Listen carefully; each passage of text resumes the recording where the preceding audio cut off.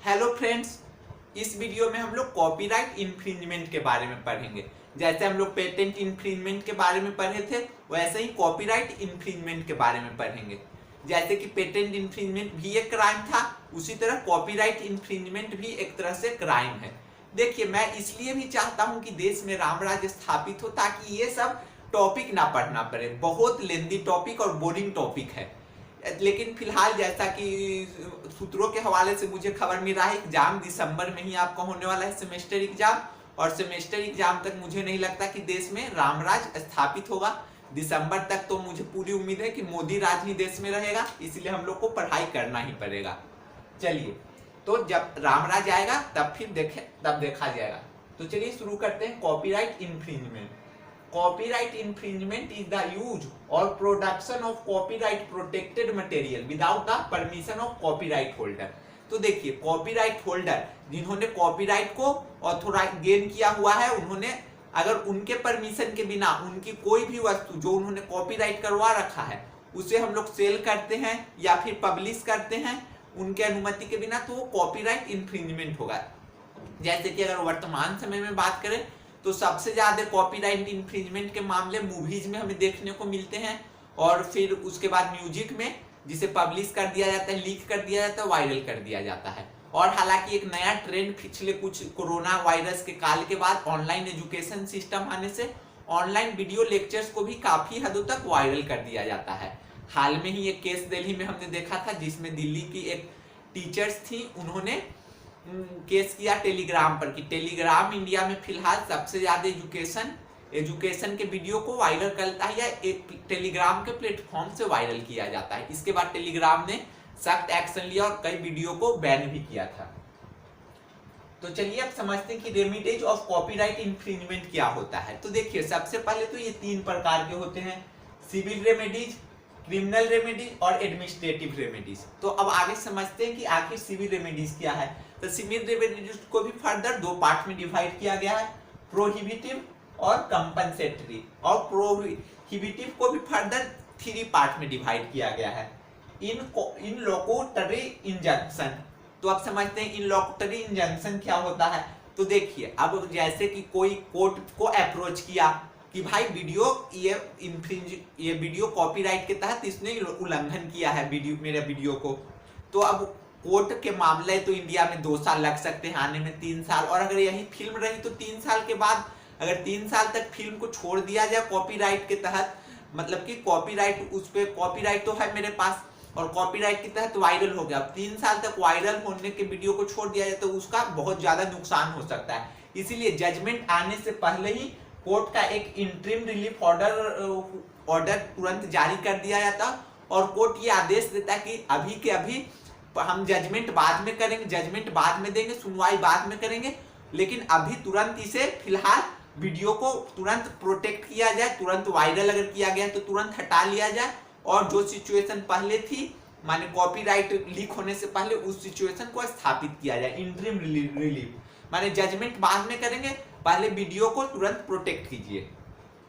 अब Anton pillars order. तो देखिए, ये एंटोन पिलर्स ऑर्डर एक यूके में एक जजमेंट आया था। एंटोन पिलर्स, उस जजमेंट में एक एंटोन पिलर्स थे, उन्होंने मुकदमा किया था, इसीलिए इस जजमेंट का नाम ही एंटोन पिलर रखा गया, क्योंकि सबसे पहली बार ऐसा जजमेंट इसी केस में दिया गया था।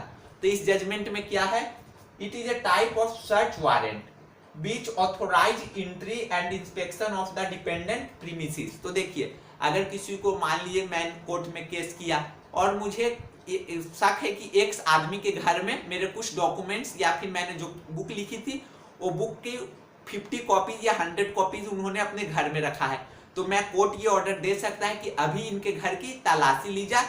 वारंट, ये सर्च वारंट ही एक तरह से है। कोर्ट नोटिस देगा, कोर्ट तुरंत वारंट निकालेगा और फिर उनकी घर की तलाशी हो जाएगी जिन पर शक किया गया है, तो उसी को एंटोन पिलर्स ऑर्डर कहते हैं।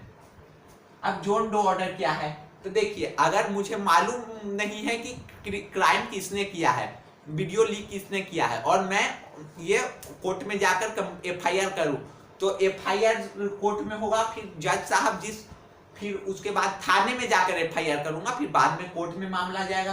तो उस समय जो वारंट इशू होगा जिनके खिलाफ, अननोन पर्सन के खिलाफ होगा, तो जब अननोन पर्सन के खिलाफ कोई ऑर्डर निकाला जाता है तब उसे जॉन डो ऑर्डर कहते हैं, और इसे कभी कभी अशोक कुमार ऑर्डर भी कहते हैं। समझिए, जब हमें तुरंत रिलीफ चाहिए, मतलब कि मैं तुरंत कोर्ट से दरख्वास्त करूंगा कि इस वीडियो को अभी से अभी जो वीडियो वायरल हुआ है उसे प्रोटेक्ट कीजिए, तब वो होगा इंटरलोकुटरी इंजंक्शन।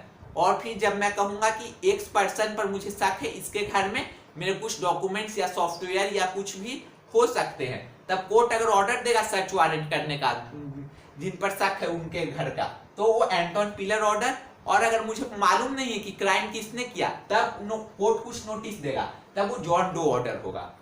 अब सिविल एविडेंस के सेकेंड पार्ट को समझते हैं। वो कंपनसेटरी रेमिडीज है। इसमें डैमेजेस जितना भी हुआ है, डिस्ट्रक्शन हुआ है, या फिर अगर किसी ने काउंट ऑफ प्रॉफिट, मान लिए कि मेरा वीडियो है वो किसी ने वायरल कर दिया और उस वीडियो से उन्होंने 1 लाख रुपया कमाया, तो अकाउंट ऑफ प्रॉफिट के तहत उन्होंने जो 1 लाख रुपया कमाया वो मुझे मिल जाएगा अकाउंट ऑफ प्रॉफिट के तहत। अब डैमेज के तहत क्या होगा, मान लिए कि कुछ ऐसा वीडियो था जिससे मेरा नाम रेपुटेशन खराब हुआ, तो डैमेज के तहत कोर्ट ये ऑर्डर दे सकता है कि इन्हें कंपनसेशन दिया जाए। अब इसके सेकेंड ऑर्डर को समझते हैं, क्रिमिनल रेमेडीज को। तो क्रिमिनल रेमेडीज ये खतरनाक है। सिविल रेमेडीज में आपको फाइन की चर्चा नहीं की गई थी, प्रिजमेंट की चर्चा नहीं की गई थी, लेकिन इसमें की गई है। इसमें आपको 50,000 रुपए से, अगर आपने ऐसा क्राइम किया या किसी ने किया, तो उसे 50,000 रुपए से 2 लाख रुपए तक का फाइन हो सकता है, या फिर 6 महीने से लेकर 3 साल तक की जेल हो सकती है, या दोनों हो सकती है, फाइन भी और जेल भी।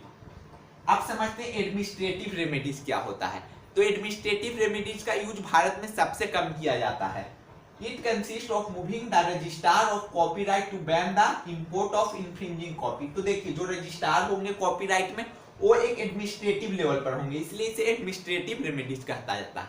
हम डायरेक्ट कॉपीराइट का जो ऑफिस है वहां के रजिस्ट्रार के पास मूव करेंगे और उनको अपनी समस्या बताएंगे और उनसे ये रिक्वेस्ट करेंगे कि जल्द से जल्द जो ये कॉपीराइट में वीडियो वायरल हुआ है, पब्लिश हुआ है, या फिर ये जो बुक मार्केट में आ गई है, मेरी किताब मार्केट में आ गई है, उसे जल्द से जल्द बैन किया जाए और उसका इंपोर्ट पर तुरंत से तुरंत उसकी कॉपीज को इंडिया में बैन कर दिया जाए। तो मैं आशा करूंगा कि ये पूरा आपको समझ में आ गया होगा। अगले वीडियो में हम लोग बेहद important topic right to information act को समझेंगे। ये एक्ट इसलिए नहीं समझना है ताकि हमें एग्जाम में आएगा, ये एक्ट इस तरह से हम समझेंगे कि आप भी इस एक्ट का यूज कर सकते हो। धन्यवाद।